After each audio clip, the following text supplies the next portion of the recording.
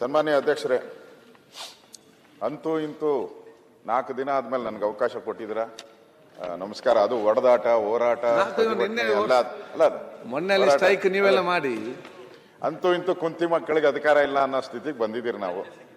ಇವಾಗ ಅಂದ್ರೆ ಫೈಟ್ ಮಾಡಿ, ಒಂದು ವಿರೋಧ ಪಕ್ಷವಾಗಿ ಫೈಟ್ ಮಾಡಿ ಪ್ರಜಾಪ್ರಭುತ್ವದ ರೀತಿ ನಾವು ಹಕ್ಕು ತಗೊಳ್ಳೋವಂಥ ಪರಿಸ್ಥಿತಿ ಇಲ್ಲಿ ನಿರ್ಮಾಣ ಆಗಿರುವಂಥದ್ದು ಬಹಳ ಶೋಚನೀಯ. ಏನು ಎಲ್ಲರೂ ಹೇಳ್ತಾರೆ ಅಂದ್ರೆ ಮಾತಾಡುವಾಗ ಒಂದು ಗಾದೆ ಇದೆ, ಸಣ್ಣದು ಹೇಳ್ಬಿಟ್ಟು ಮುಂದೆ ಹೋಗ್ತೀನಿ. ಮದವೇರಿದಾಗ ಭಗವದ್ಗೀತೆಯಲ್ಲಿ ಇರೋದು, ಮದವೇರಿದಾಗ 1 ಗಂಟೆ ಸ್ಮಶಾನದಲ್ಲಿ ಸುತ್ತಾಡ್ಬೇಕಂತ.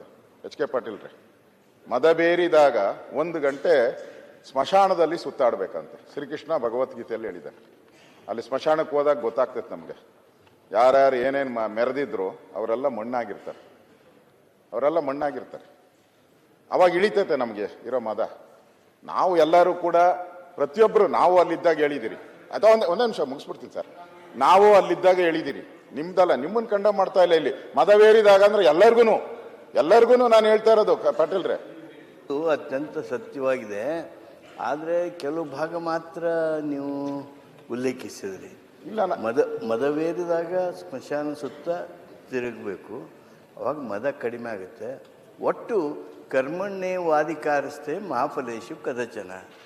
ನೀವು ಏನು ಮಾಡಿರ್ತೀರಿ ಅದರ ಪ್ರತಿಫಲ ನಾವು ಉಣ್ಬೇಕಾಗುತ್ತೆ ಅನ್ನೋದು ಆ ಜಿಸ್ಟ್ ಏನು ಹೊರಗೆ ಬರ್ತದೆ ಆ ಸ್ಮಶಾನದಲ್ಲಿ ಸುತ್ತ ಹಾಕಿದಾಗನೇ ಅದು. ವಫ್ಗೆ ಬನ್ನಿ ಹೇಳಿದ್ರಲ್ಲ. ಸನ್ಮಾನ್ಯ ಅಧ್ಯಕ್ಷರೇ, ನೀವು ಇಷ್ಟೊತ್ತು ನಮ್ಗೆಲ್ಲ ಟೆನ್ಷನ್ ಕೊಟ್ಟು 4 ದಿನಾನು ಕೊಟ್ಟಿದ್ದೀರಾ. ಅಲ್ಲಿ ಕೂತ್ಕೊಂಡು ದಯವಿಟ್ಟು ಕೊಡಬೇಡಿ, ಮಾತಾಡಕ್ಕೆ ಫ್ರೀಯಾಗಿ ಬಿಡಿ. ಬೈರೇಗೌಡರು ಮೋಸ ಮಾಡ್ತಾರೆ, ನೀವು ಮಾಡಕ್ ಹೋಗ್ಬೇಡಿ ದಯವಿಟ್ಟು. ಸನ್ಮಾನ್ಯ ಅಧ್ಯಕ್ಷರೇ, ಪ್ರಜಾಪ್ರಭುತ್ವದಲ್ಲಿ ಈ ಒಂದು ವೇದಿಕೆ ಇದೆಯಲ್ಲ, ಇದು ಬಹಳ ಪವಿತ್ರವಾದಂತ ವೇದಿಕೆ. ಪ್ರಜಾಪ್ರಭುತ್ವಕ್ಕೆ ಇದಕ್ಕೆ ಬಿಟ್ಟು ಬೇರೆ ದಾರಿನೇ ಇಲ್ಲ. ಇದು ಏನೇ ಇದ್ರೂ ಇಲ್ಲೇ ಅಹವಾಲು ಹೋಗ್ಬೇಕು, ಇಲ್ಲೇ ನಮ್ಮ ಸರ್ಕಾರದ ಆದೇಶಗಳು, ಪ್ರತಿಪಕ್ಷ ಇವೆಲ್ಲ ಇಲ್ಲೇ ನಡೆಯುವಂಥದ್ದು. ಈ ವೇದಿಕೆಯಿಂದ ನಾವು ಸರ್ಕಾರದ ಈ ವೇದಿಕೆಯಿಂದ ನಾವು ರೈತರ ಕಣ್ಣು ಒರೆಸ್ಬೇಕು. ನಾವು ವಿರೋಧ ಪಕ್ಷ ಇರಲಿ, ಆಡಳಿತ ಪಕ್ಷ ಇರಲಿ, ನಾವು ಕಣ್ಣು ಒರೆಸುವಂಥ ಪ್ರಯತ್ನವನ್ನು ನಾವು ಮಾಡಬೇಕು. ಇವತ್ತು ವಕ್ ಹಗರಣ ಏನಿದೆ, ಇದನ್ನ ನಾವು ಜನ ಆತಂಕದಲ್ಲಿದ್ದಾರೆ. ದಿನನಿತ್ಯ ನಾವು ನೋಡ್ತಾ ಇದ್ದೀರಿ. ಕಳೆದ 2-3 ತಿಂಗಳಿಂದ ಪತ್ರಿಕೆಯಲ್ಲಿ ಬರ್ತಾ ಇರೋ ಹೆಡ್ಲೈನ್ಸ್ಗಳನ್ನು ನೋಡಿದ್ರೆ ಜನ ಭಯಭೀತರಾಗಿದ್ದಾರೆ. ಆದ್ರಿಂದ ಈ ವಕ್ ಹಗರಣವನ್ನ ನಾನು ಮಾತಾಡುವಂತ ಪ್ರಯತ್ನವನ್ನ ಮಾಡ್ತಾ ಇದ್ದೀನಿ. ಸನ್ಮಾನ್ಯ ಅಧ್ಯಕ್ಷರೇ, ರಾಷ್ಟ್ರ ಕವಿ ಕುವೆಂಪು ಅವರು ಒಂದು ಕವನ ಹೇಳಿದ್ದಾರೆ, ಪರಮೇಶ್ವರ್ ಕವನ ಹೇಳಿದ್ದಾರೆ. 1936ನೇ ಇಸ್ವಿಯಲ್ಲಿ ಹೇಳಿದ್ದಾರೆ. ಇವತ್ತಿಗೂ ಅದು ಪ್ರಸ್ತುತ ಅಂತ ನಾನು ತಿಳ್ಕೊಂಡಿದ್ದೀನಿ. ಕರಿಯರದೋ ಬಿಳಿಯರದೋ ಯಾರಾದರೇನು, ಸಾಮ್ರಾಜ್ಯವಾಗಂ ಸುಲಿಗೆ ರೈತನಿಗೆ. ವಿಜಯನಗರವೋ ಮೊಘಲರಾರುವಿಕೆಯೋ ಇಂಗ್ಲಿಷರೋ, ಎಲ್ಲರೂ ಜಿಗಣೆಗಳೇ ನನ್ನ ನೆತ್ತರಿಗೆ. ಎಲ್ಲರೂ ಜಿಗಣೆಗಳೇ ನನ್ನ ನೆತ್ತರಿಗೆ. ಕತ್ತಿ ಪರದೇಶಿ ಆದರೆ ಮಾತ್ರ ನೋವೆ, ಕತ್ತಿ ಪರದೇಶಿ ಆದರೆ ಮಾತ್ರ ನೋವೆ, ನಮ್ಮವರೇ ಹದ ಹಾಕಿ ತಿವಿದರದು ಹೂವೆ. ಕುವೆಂಪು ಅವರು ಹೇಳಿದ್ದಾರೆ, ರೈತರ ಬಗ್ಗೆ ಹೇಳಿರೋದು. ಸರ್ಕಾರ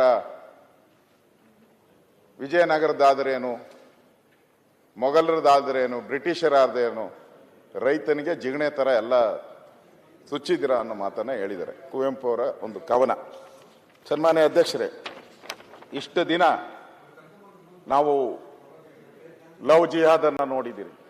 ಕಳೆದ 15 ವರ್ಷದಿಂದ ಪೇಪರಲ್ಲಿ ಹೋರಾಟ, ಲವ್ ಜಿಹಾದ್, ಹೆಣ್ಮಕ್ಳನ್ನ ತಗೊಂಡೋದ್ರು, ಈ ಥರದ್ದೆಲ್ಲ ನಾವು ನೋಡಿದ್ದೀರಿ. ಈಗ ಲ್ಯಾಂಡ್ ಜಿಹಾದ್ ಶುರು ಆಗ್ತದೆ. ರೈತರ ಜಮೀನುಗಳಿಗೆ ಹೋಗಿ ಬೇಲೆ ಹಾಕುವಂಥದ್ದು, ರೈತರನ್ನ ಒಕ್ಕಲೆಬ್ಸುವಂಥದ್ದು, ರೈತರ ಪಾಣಿಯಲ್ಲಿ ಕಾಲಂ 9, 11 ಏಕಾಏಕಿ ಅವರ ಹೆಸರುಗಳು, ರೈತರ ಹೆಸರು ಹೋಗಿ ಆ ವಕ್ ಬೋರ್ಡ್ ಹೆಸರು ಬರುವಂಥದ್ದು, ಇದೆಲ್ಲ ಆಗಿ ಕರ್ನಾಟಕದಲ್ಲಿ ಒಂದು ರೀತಿ ಎಲ್ಲರೂ ತಾಲೂಕು ಆಫೀಸು ಜಿಲ್ಲಾ ಕಚೇರಿ ಮುಂದೆ ಒಂದ್ಸರಿ ಪರೀಕ್ಷೆ ಮಾಡ್ಕೊಂಬಿಡೋಣಪ್ಪ, ನಮ್ದು ಇದೆಯೋ ಇಲ್ಲೋ, ನಮ್ಮ ಪಾಣಿಯಲ್ಲಿ ನಮ್ಮ ಹೆಸರಿದೆಯೋ ಇಲ್ಲ ವಕ್ಫ್ ಬೋರ್ಡ್ ಆಗಿದೆಯೋ ಅನ್ನೋ ಒಂದು ಪರಿಸ್ಥಿತಿ ಇವತ್ತು ನಾವು ನೋಡ್ತಾ ಇದ್ದೀವಿ. ಅದರಿಂದ ಈ ವಕ್ಫ್ ಬೋರ್ಡಿನ ಒಂದು ಅವಾಂತರದಿಂದ ಇತಿಹಾಸ ಪ್ರಸಿದ್ಧ ದೇವಾಲಯಗಳು ಕೂಡ ಇವತ್ತು ವಕ್ಫ್ ಬೋರ್ಡ್ ಅಂತ ಪಾಣಿನಲ್ಲಿ ಚೇಂಜ್ ಆಗಿದೆ, ಗೋಮಾಳಗಳು ಚೇಂಜ್ ಆಗಿದೆ, ಶಾಲೆಗಳು ಚೇಂಜ್ ಆಗಿದೆ, ಸ್ಮಶಾನಗಳು ಚೇಂಜ್ ಆಗಿದೆ, 3-4 ತಲೆಮಾರುಗಳಂತ ಇದ್ದಂಥ ಆಸ್ತಿನೂ ಕೂಡ, ಪಿತ್ತಾರ್ಜಿತ ಆಸ್ತಿನೂ ಕೂಡ ಇವತ್ತು ವಕ್ಫ್ ಬೋರ್ಡ್ ಆಗಿದೆ. ಅದ್ರ ಜೊತೆಗೆ ಸರ್ಕಾರಿ ಜಮೀನುಗಳು ಕೂಡ ವಕ್ಫ್ ಬೋರ್ಡ್ ಆಗಿರುವಂಥದ್ದು ನೋಡಿದ್ದೀರಿ. ಈಗ ಕಠಿಣ ಕಾನೂನುಗಳಿದೆ. ಯಾವುದಕ್ಕೆ? ಸೇಂದಿ ವನಕ್ಕೆ ಕಠಿಣ ಕಾನೂನು ಇದೆ, ಗುಂಡ್ತೋಪಿಗೆ ಕಠಿಣ ಕಾನೂನು ಇದೆ, ಹುಲ್ಲು ಬನಿ ಗೋಮಾಳಕ್ಕೆ ಕಠಿಣ ಕಾನೂನು ಇದೆ. ಇಷ್ಟೆಲ್ಲ ಇದ್ರೂ ಕೂಡ ಆ ಜಮೀನಲ್ಲೂ ಕೂಡ ವಕ್ಫ್ ಬೋರ್ಡ್ ಹೆಸರುಗಳನ್ನ ಸೇರಿಸಿರುವಂಥದ್ದು. ಇವತ್ತು ಎಲ್ಲೆಲ್ಲಿ ಕಂಡ ಆಸ್ತಿನೆಲ್ಲ ನಂದು ಕಂಡ ಆಸ್ತಿನೆಲ್ಲ ನಂದು. ಪಾಣಿ ಈ ದಾಖಲೆಗಳು ರಾತ್ರೋರಾತ್ರಿ ಚೇಂಜ್ ಆಗ್ತೈತೆ. ಒಂದು ಗಾದೆ ಇದೆ, ಪ್ರತ್ಯಕ್ಷ ಕಂಡರು ಪ್ರಮಾಣಿಸಿ ನೋಡು ಅನ್ನೋದು. ಈಗೇನಾಗಿದೆ, ಪ್ರತ್ಯಕ್ಷ ಕಂಡರು ಒಂದ್ಸರಿ ಪಾಣಿ ತೆಗೆದು ನೋಡ್ಕೊಂಬಿಡೋಣ ಎಲ್ಲಿ ನಮ್ಮ ಹೆಸರು ಚೇಂಜ್ ಆಗಿದೆಯೋ, ಆ ಪರಿಸ್ಥಿತಿ ಇವತ್ತು ಇದೆ. ರೈತಾಪಿ ವರ್ಗ ಇವತ್ತು ಒಂದು ರೀತಿ ಆತಂಕದಲ್ಲಿ ಇರ್ತಕ್ಕಂಥದ್ದು.